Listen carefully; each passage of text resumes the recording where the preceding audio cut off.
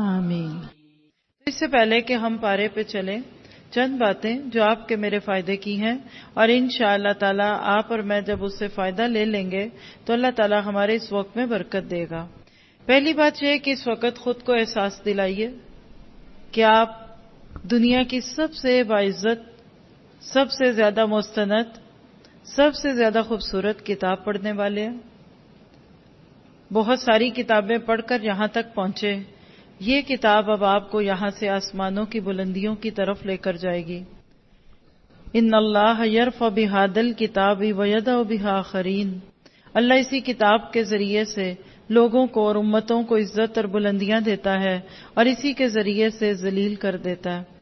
دوسری بات، آپ کے میرے ہاتھ میں وہ نسخہ کیمیا ہے جس نے ان پڑھ اور بدو لوگوں کو دنیا کا امام بنا دیا تھا۔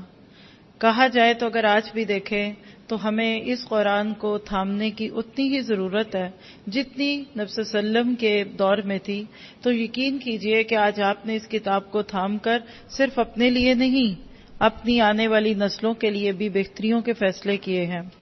تیسری بات یہ کہ عاجزی کے جذبے کے ساتھ بیٹھیے، اپنے دل پر اللہ کی خشیت کو لے کر آئیے۔ جب تک میرے اور آپ کے دل میں اللہ تعالیٰ کی خشیت نہیں ہوگی تب تک آپ کا میرا اس کلام سے فائدہ اٹھانا ممکن ہی نہیں۔ جب تک دل پہ قرآن کا نزول نہیں ہوتا تب تک اس کتاب سے فائدہ نہیں اٹھایا جاتا۔ پھر ایک اور بات سمجھ لیجئے کہ قرآن پاک کے ساتھ تعلق کے مختلف درجے ہوتے ہیں۔ آپ نے بہت دفعہ قرآن سنا، سمجھا، سیکھا ہوگا، لیکن قرآن پاک کے کچھ ایسے نقطے ہیں آپ کی میری زندگی میں، اگر وہ آ جائیں تو ہمیں سمجھ آئے گا۔ کیونکہ بہت سارے لوگ دورہ قرآن کے لفظ سے واقف ہیں الحمدللہ، لیکن ہو سکتا ہے کہ کچھ ایسے ہوں جن کی زندگی کا یہ پہلا دورہ قرآن ہو۔ تو یاد رکھیے کہ جب آپ اور میں قرآن پاک پڑھنے لگتے ہیں نا تو پھر ہمارے اس کو پڑھنے کے مختلف درجے ہوتے ہیں۔ ان درجوں میں سے ایک درجہ ہوتا ہے قرآن پاک کے ساتھ فہم کا درجہ، انڈرسٹینڈنگ کا درجہ۔ سب سے پہلا درجہ جو ہے قرآن کے ساتھ وہ سننے کا ہے، اور اس سمیعو نہیں، اس تمیعو۔ سب سے پہلے اس وقت جو آپ نے خود کو یقین دلانا ہے وہ کیا ہے کہ آپ اس محفل میں اس کلام کو سننے کے لیے نہیں، غور سے سننے کے لیے بیٹھی ہیں۔ اور بظاہر تو سب خاموش ہیں، لیکن اگر اندر شور ہوا، خیالات، وسوسے، کچھ نہ کچھ سوچیں، تو یاد رکھیے کہ سننے میں رکاوٹ ہوگی۔ تو آپ نے میں نے یہاں بیٹھ کر خود سے یہ نیت کرنی ہے کہ میں نے اس کتاب کو غور سے سننا ہے۔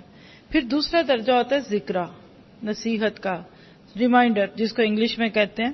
ذکرہ کیا ہوتا ہے کہ وہ بات جو آپ کو پہلے سے معلوم تھی اب اس کی تذکیر ہے۔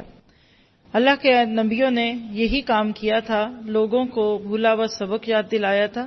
پھر اسی طرح تفکر کا ایک درجہ ہوتا ہے، غور و فکر کرتے ہیں آپ اور میں، ایک ایک آیت کے اوپر اس میں سے معنی نکالنا، غور و فکر کرنا۔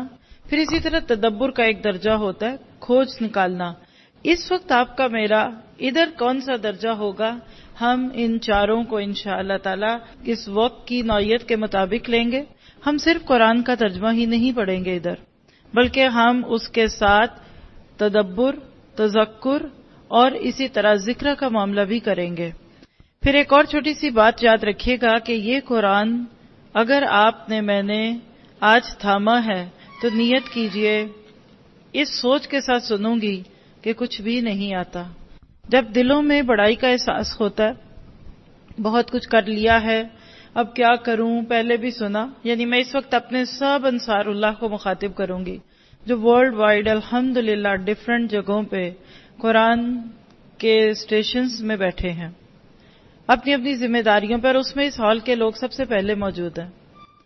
اگر آپ نے میں نے خود کو سننے سے محروم کر دیا تو یاد رکھیے دوسرے تو فائدہ لے جائیں گے، مجھے فائدہ نہیں ملے گا۔ تو انشاءاللہ تعالی اس سوچ کے ساتھ ہم اس کو شروع کریں گے کہ اللہ ہمارے دل کو ہر تعصب سے پاک کر کے، پچھلی معلومات سے پاک کر کے، بالکل اس طریقے سے اس کلام کو میرے دل پر ڈال دے کہ اس کے بعد پھر مجھے کسی اور سے کچھ پوچھنے کی ضرورت نہ رہے۔ الحمدللہ رب العالمین، اللہ تعالیٰ کا ہم پر جتنا کرم ہے اتنا شاید ہی کسی پر ہو کہ وہ ہمیں بار بار اس کتاب سے تعلق جوڑنے کی دعوت دیتا ہے۔ تو چند باتیں اس سال کے دورہ قرآن کے سٹائل اور اس سے فائدہ اٹھانے کے لیے بھی بتا دوں کہ ہم انشاءاللہ تعالی اس سال اس دورہ قرآن کو تعلقات کی خوشگواری اور تعلقات اور رشتوں کو جوڑنے کے ناطے سے کریں گے۔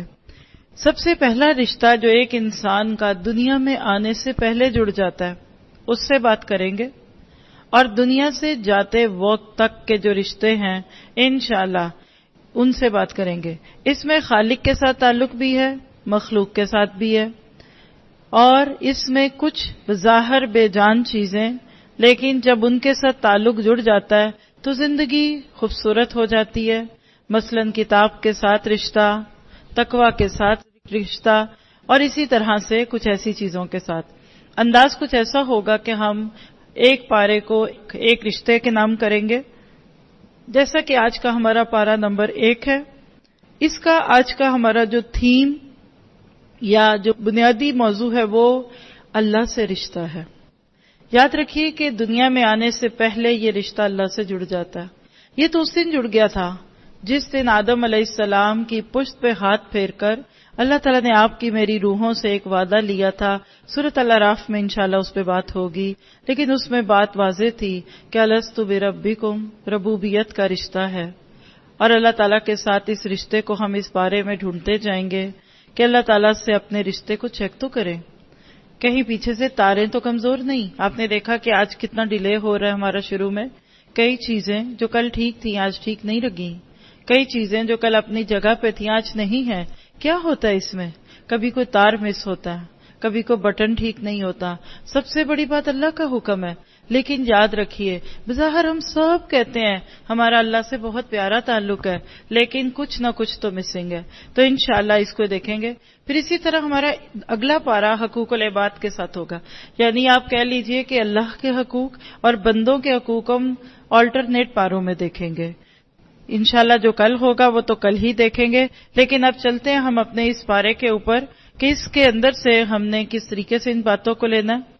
اگر آپ اس پارے کے مین پوائنٹس، کیونکہ کسی بھی چیز کو سیکھنے سمجھنے سے پہلے اگر ہمیں تھوڑا سا اس کا ہلکا سا خلاصہ مل جائے تو بات آسان ہو جاتی ہے۔ اس پارے میں سے ہم نے اللہ سے تعلق کی کچھ باتوں کو نوٹ کرنا ہے۔ یاد رکھیے کہ اللہ تعالیٰ کے ساتھ تعلق جڑتا ہے نماز میں، تو سب سے پہلی چیز نماز کی فکر کرنی ہے۔ دوسری بات کہ جس سے رشتہ جڑتا ہے نا اس کے ساتھ دکھ سکھ کرنے کو دل کرتا ہے، تو ہم نے اپنے دکھ اللہ تعالیٰ کو بتانے ہیں انشاءاللہ تعالیٰ۔ پھر اسی طرح سے یاد رکھیے کہ جب اللہ سے رشتہ جڑ جاتا ہے نا تو کسی کو برا کہنے کی بجائے انسان اپنا دامن دیکھتا ہے۔ تو آپ نے میں نے ہر آزمائش پہ، ہر بیماری پہ، ہر دکھ پہ، گھروں کے ٹوٹنے پہ، ناراضگیوں کی صورت میں صرف اور صرف اللہ کی طرف دیکھنا ہے۔ کوئی انسان اس قابل ہی نہیں ہے کہ آپ اس کو اپنی کامیابی یا اپنی ناکامی کا مورد الزام ٹھہرا دیں۔ پھر تیسری چیز جو اللہ سے تعلق جوڑنے میں بہت اہم ہے وہ قرآن ہے۔ وَاعْتَصِمُوا بِحَبْلِ اللَّهِ جَمِيعًا، اللہ کی رسی کو مضبوطی سے تھام لو۔ تو قرآن مجید کو پڑھنے کا مقصد یہ ہو کہ زندگی کا راستہ سیدھا ہو جائے۔ قرآن پاک کو صرف باعث برکت کتاب نہیں، باعث ہدایت کتاب سمجھ کر انشاءاللہ پڑھنا ہے۔ آپ دیکھیں گے اگر ہماری نماز اور ہمارا قرآن سیدھا ہو گیا تو پھر اس کے بعد اگلی چیز سمجھ آئے گی، اور وہ کیا ہے کہ ہم مسلمان ہیں اور ہماری زندگی با مقصد ہے۔ ہمیں تو اسلام مل گیا ورثے میں، ہم نے دنیا کو دینا ہے محنت، کوشش اور جد و جہد سے، اور ذاتی زندگی کو محدود کر کے اپنی اجتماعی زندگی کو بڑھانا ہے۔ کہہ لیجئے کہ ذاتی تقاضوں سے اوپر اٹھ کے داعی اللہ بننا ہے۔ پھر یاد رکھیے کہ جب اللہ سے تعلق بہت مضبوط ہوتا ہے نا، اللہ سے رشتہ جڑا ہوا ہے، یہ سارے آپ کو نقطے بھی نظر آئیں گے اپنے بارے میں، تو پھر کیا ہوگا کہ آپ کا مخلوق سے بولنے کو دل نہیں کرتا۔ جب باتیں کسی سے کر کے ہی آ گئے تو پھر آپ نے کسی کو کیا سنانا، تو کم بولنا ہے۔ جب ایک انسان اللہ سے اپنا تعلق جوڑ لیتا ہے نا تو لوگ اس کو مہرے دکھتے ہیں، بے جان چیزیں جو اللہ کے حکم سے چل بول رہے ہیں۔ تو انشاءاللہ اس بارے میں ہم دیکھیں گے کہ کم بولنا چاہیے، حضرت موسیٰ اور ان کی قوم کے ناطے سے اللہ نے مذاق کرنے کو جہالت کا کام دیا، اور یہ دعا کرنا ہے کہ اللہ ہمارے دلوں کی سختی کو دور کر دے۔ اور یاد رکھیے کہ جب بھی دین سے دوری ہوگی اس کا نتیجہ من پسند رواج اور رسمیں دین میں آنے لگیں گی۔ لوگ اپنی کہی ہوئی باتوں کو دین اور دین کی باتوں کو ایک اجنبیت کی چیز سمجھنے لگیں گے، تو اس بارے میں انشاءاللہ اس کو بھی دیکھیں گے۔ پھر ایک اور چیز یاد رکھیے کہ جب تعلق باللہ مضبوط ہوتا ہے، اللہ سے رشتہ پورا ہوتا ہے نا، تو پورا دین لیا جاتا ہے، ادھورا دین نہیں لیا جاتا۔ تو یہاں ہم اس پارے کے اندر یہ بھی دیکھیں گے کہ دین پورے کا پورا لینا ہے، ادھورے دین سے اللہ خوش نہیں ہوگا۔ اور اس کے بعد پھر جب پارے کے اختتام کی طرف چلیں گے تو اللہ سے رشتے کے ساتھ ساتھ ہمیں اپنی نسلوں کی فکر لگے گی کہ اگر ہم اپنے بچوں کو مسلم اور اللہ والا بنانا چاہتے ہیں تو ہمیں خود مسلم اور اللہ والا بننا پڑے گا۔ اور اس کا طریقہ کیا ہے؟ آخر میں ہم دیکھ لیں گے کہ کیا میرا اللہ سے رشتہ جڑا ہوا ہے، پکا رشتہ ہے؟ تو اس کا جواب کیا ہے؟ اس قال لہ ربہ اسلم قال اسلمت لرب العالمین۔ جب اللہ کوئی حکم دے گا فوراً مان لیں گے۔ آج کی شیٹ میں آپ سے یہ سوالات پوچھے جائیں گے کہ آپ کیسے اپنا اللہ سے تعلق نوٹ کریں گے، کتنا تعلق ہے؟ تو بس جتنی اطاعت ہے، سمع و بصر، سمع و اطاعت اس بات کی دلیل ہے کہ اللہ کے ساتھ آپ کے رشتے جڑ چکے ہیں۔ اور پھر سب سے بڑھ کر اپنے اعمال کی فکر کرنی ہے۔ ہم سب کو کل اپنا اپنا بوجھ خود اٹھانا ہے، اور پھر ہم نے دیکھنا ہے کہ کیا ہماری خوشیاں، ہماری غمیاں سنت کے مطابق ہیں۔ تو یہ تو چند چیزیں تھی جو انشاءاللہ ہم دیکھیں گے۔ چلتے ہیں سورۃ فاتحہ پہ۔ قرآن پاک کا دل، قرآن پاک کی جان، سورۃ الفاتحہ ترتیب کے اعتبار سے بھی پہلی سورت ہے اور نزول کے اعتبار سے بھی پہلی مکمل سورت ہے۔ اس سے پہلے آیات نازل ہو چکی تھی، 5ویں یا 6ٹھی وہی ہے۔ سورت کا نام فاتحہ ہی نہیں، اس کے علاوہ اس کے تقریباً 36 یعنی 36 مختلف نام ہیں۔ کسی بھی چیز کے بہت سارے نام ہونا اس کی بہت ساری خوبیوں کو واضح کرتا ہے۔ اس سورت کا نام رقیہ بھی ہے، اس سے مریضوں کے اوپر پھونک کر شفا بھی لی جا سکتی ہے، اور اس سورت کا نام الصلاۃ بھی ہے، نماز اس کے بغیر ہوتی نہیں ہے۔ اور اسی طرح سے یاد رکھیے کہ سورۃ الفاتحہ کے اندر ہمیں پورے قرآن پاک کا خلاصہ مل جاتا ہے۔ کتنی پیاری ہے یہ سورت کہ جو آپ کو قرآن کے کھلتے ہی دکھتی ہے، اور اس کا نام بھی دا اوپنر ہے۔ صرف 7 آیتیں ہیں، اور اللہ نے کہا یہ بار بار دہرائی جاتی ہیں۔ نماز کی جان سورت فاتحہ، فاتحہ نکل گئی تو بے روح ہو گئی نماز۔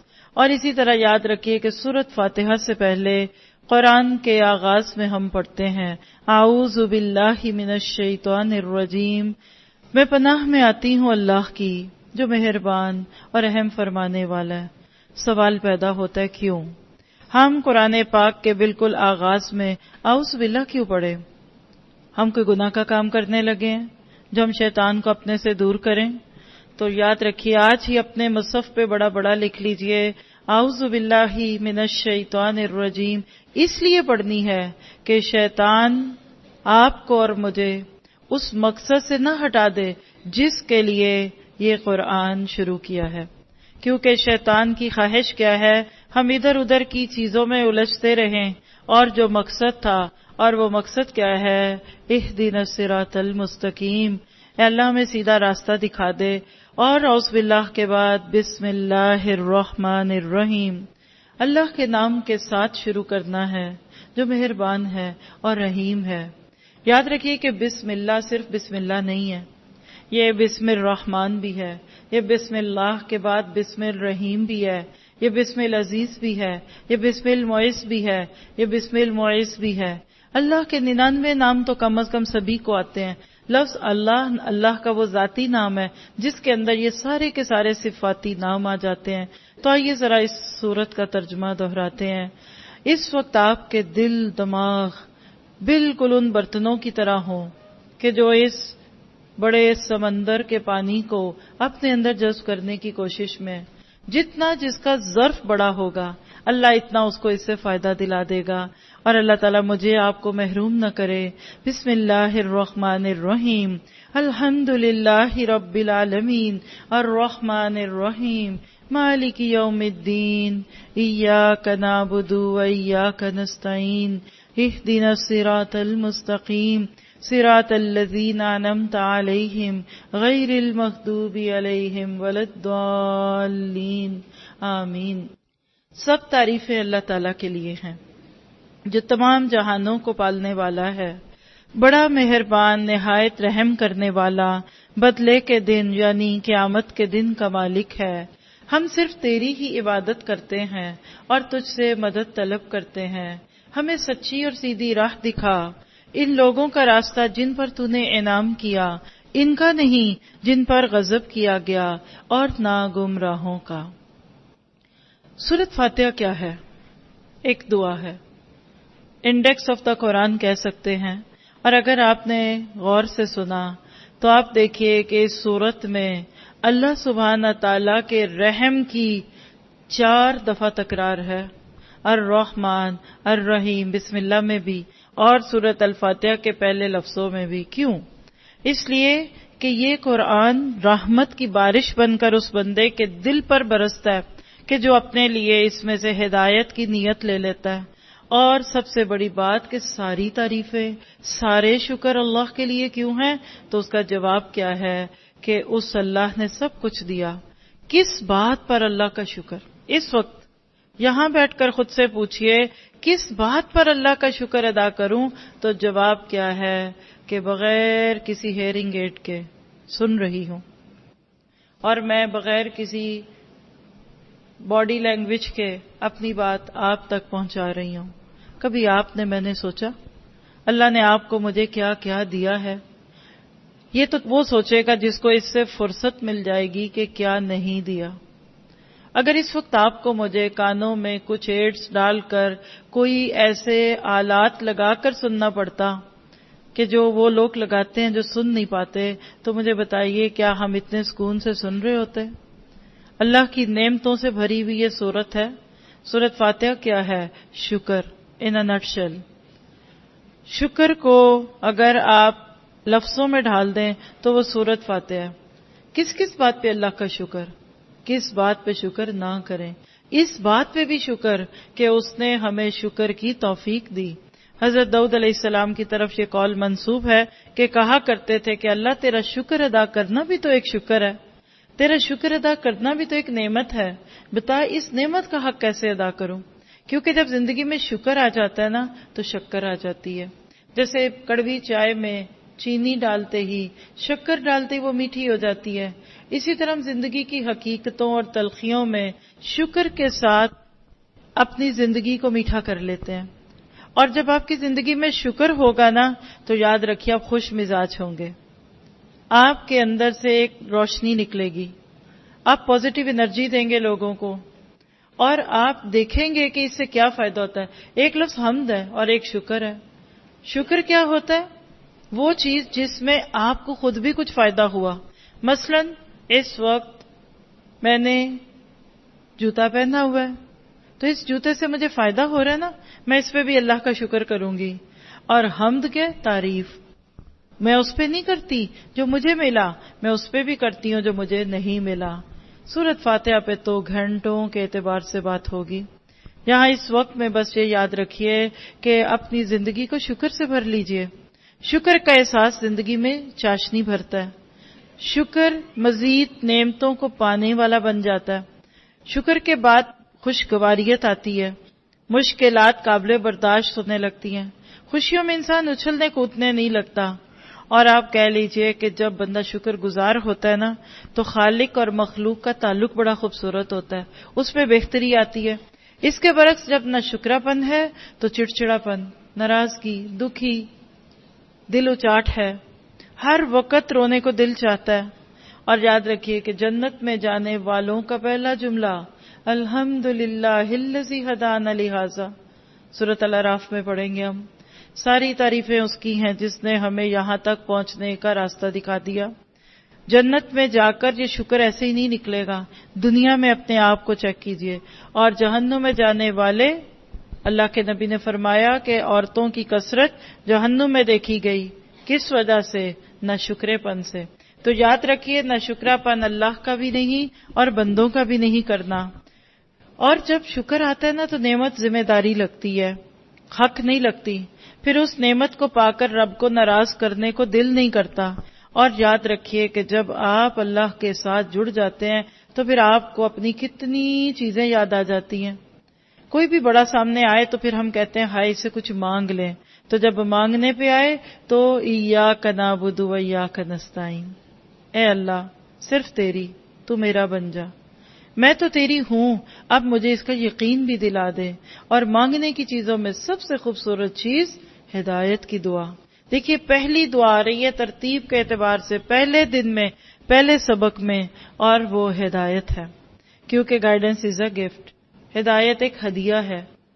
ہدایت کے بغیر اولاد مل جائے تو آزمائش، ہدایت کے بغیر مال مل جائے تو آزمائش.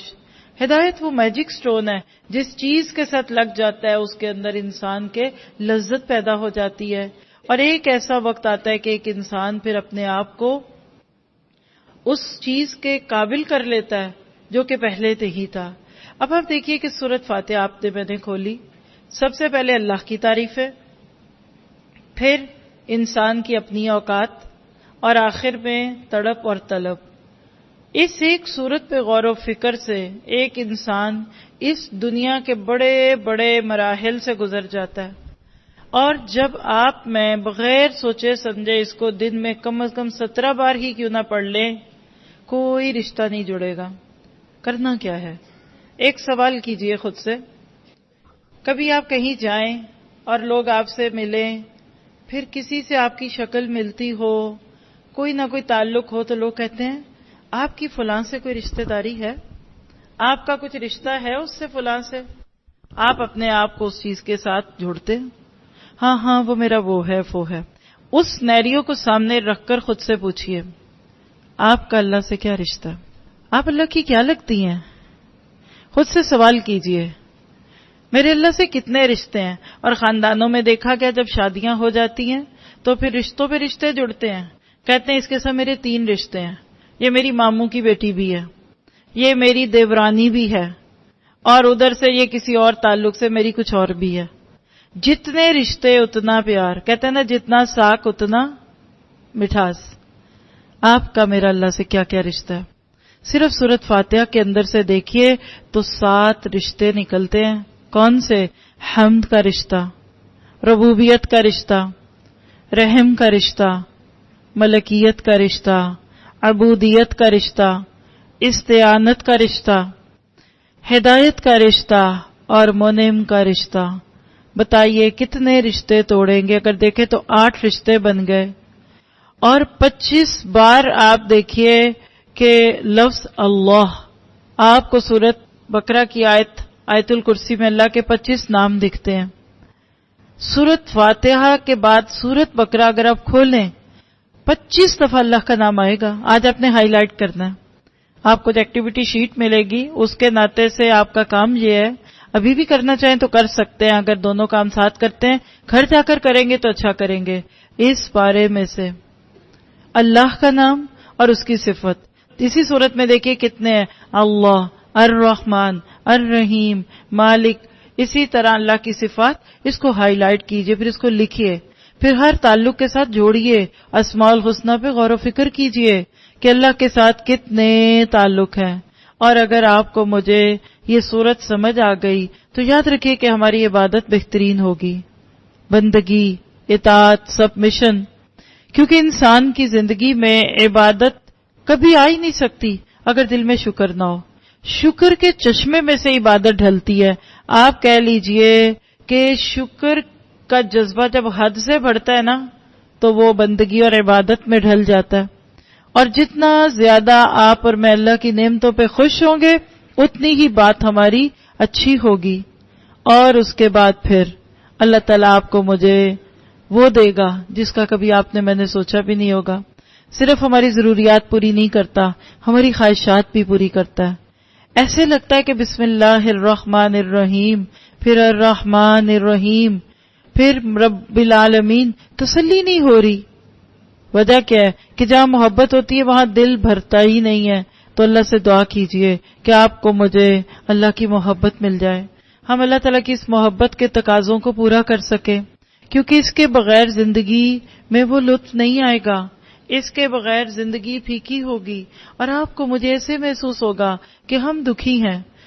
چند سیکنڈ خاموش رہوں گی، آپ اپنی نعمتوں کو یاد کیجئے جو جو اللہ سبحانہ تعالیٰ نے آپ کو دی ہوئی ہیں، مادی بھی، مالی بھی، ظاہری بھی، باطنی بھی، اولاد کی صورت میں نعمتیں ہیں یا آپ کو علم کی دولت دی، سکلز کی صورت میں، اور شعور سے سب مل کر ایک دفعہ سورۃ فاتحہ پڑھیں۔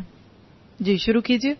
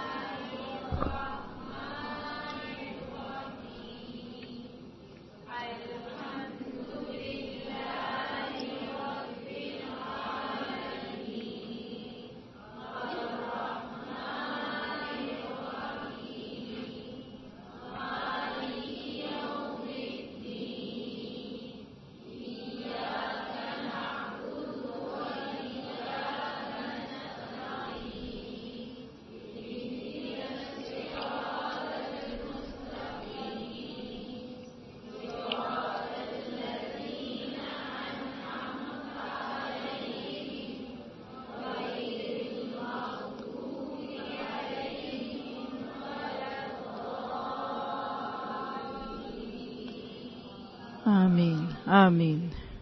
کچھ تعلق جڑا، اللہ سے کوئی رشتہ جڑتا ہوا محسوس ہوا؟ آپ یہ ایکٹیویٹی کیا کریں۔ دیکھیے کہ جب کسی سے محبت ہوتی ہے نا تو انسان تصور میں اس سے باتیں کرتا ہے، تنہائی میں اس سے باتیں کرنے کو دل کرتا ہے، لوگوں کے بیچ میں بیٹھے گا تو اسی کا ذکر کرے گا۔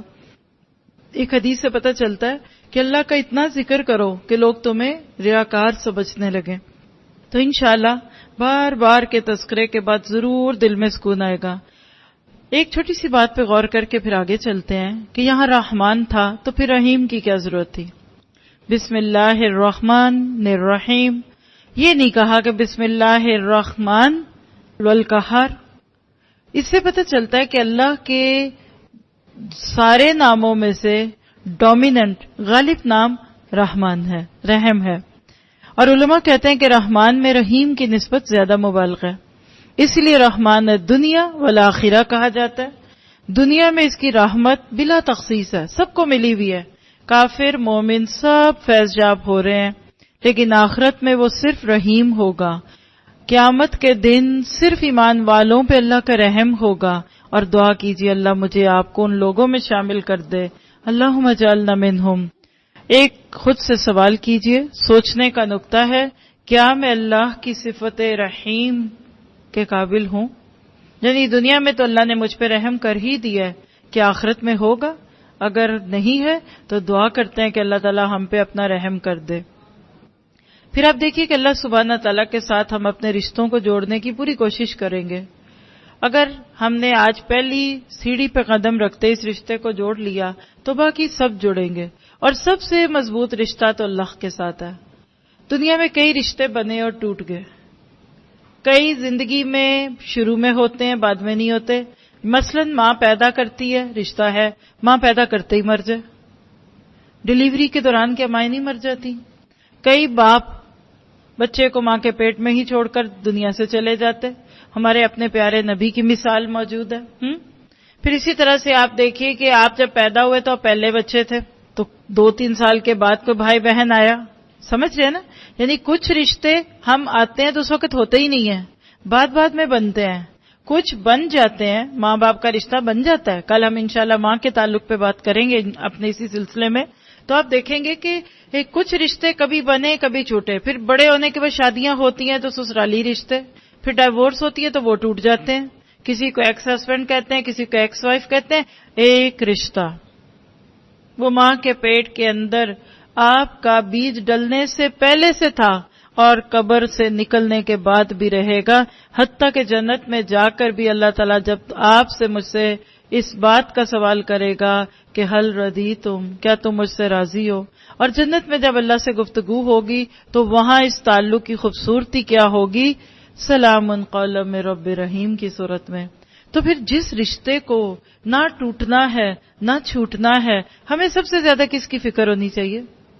سوال کیجئے، کیا میرا اللہ سے رشتہ مضبوط ہے؟ جس نے پیدا کیا، جس نے رزق دیا، کیا میں اس کا سب سے زیادہ شکر ادا کرتی ہوں؟ اور شکر ادا کرنے کا طریقہ اس کی عبادت، ایاک نعبد، اور عبادت کا عملی اظہار دعا۔ عبادت کی سب سے خوبصورت قسم دعا ہے۔ جب بندے اور اللہ تعالیٰ کا رشتہ استوار ہو جاتا ہے تو بندہ اپنے ہر عمل کو اللہ کی طرف موڑ دیتا ہے۔